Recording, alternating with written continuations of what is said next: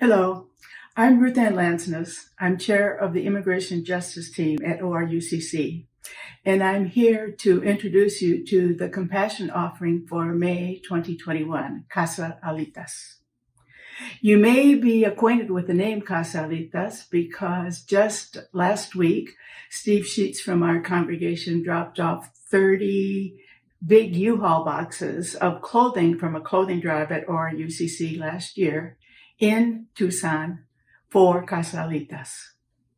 Casa Alitas is an immigration welcome center that provides a warm welcome and food and a few days of shelter and assistance for families that are transitioning from coming from the border to sponsors or to relatives who are awaiting them here in the United States.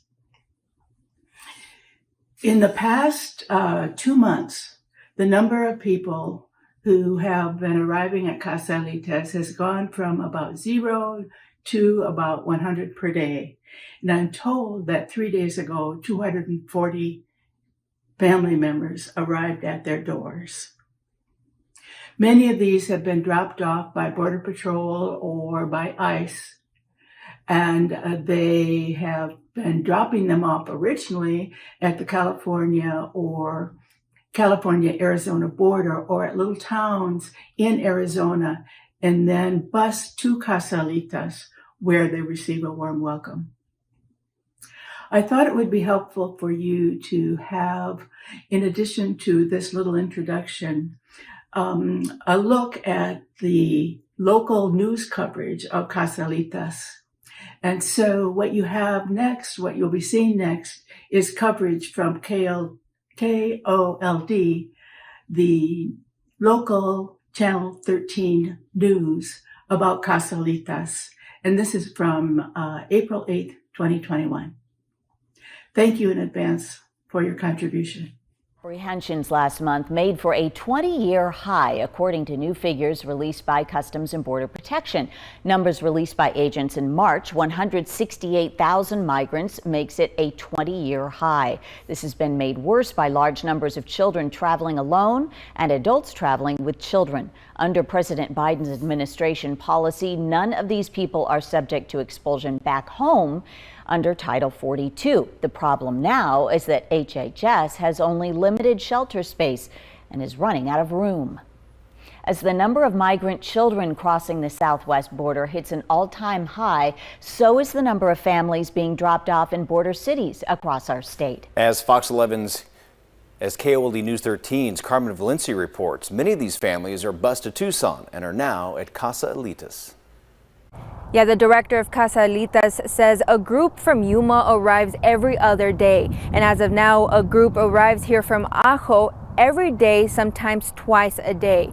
I spoke with one mother who got here earlier this week. She tells me that her and her 3-year-old boy had no other choice but to leave their country in search of a better life.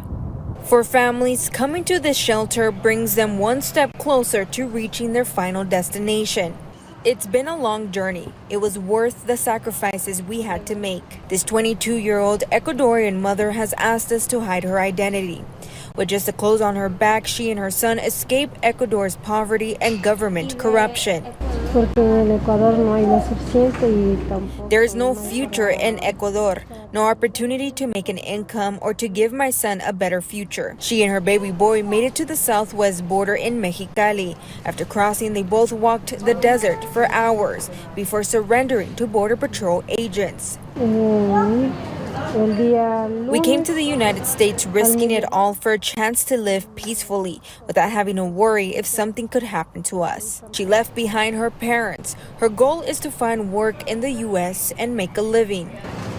We come here to do and be something in life. All we want is a chance. Casa Alitas director Diego Lopez says about 80 people come through here each day. We have a privilege that we have so much in this country and so much resources and opportunity to do something for somebody else and not look at it from that mindset. As for the family, their dream has now become half a reality. And now I pray that something changes in our country so we can go back. Families at Casa Alitas stay anywhere from 2 to 3 days. That mother and her baby boy are headed to New Jersey to reunite with their family as they await the next step in their immigration case. In Tucson, Carmen Valencia, KOD News 13.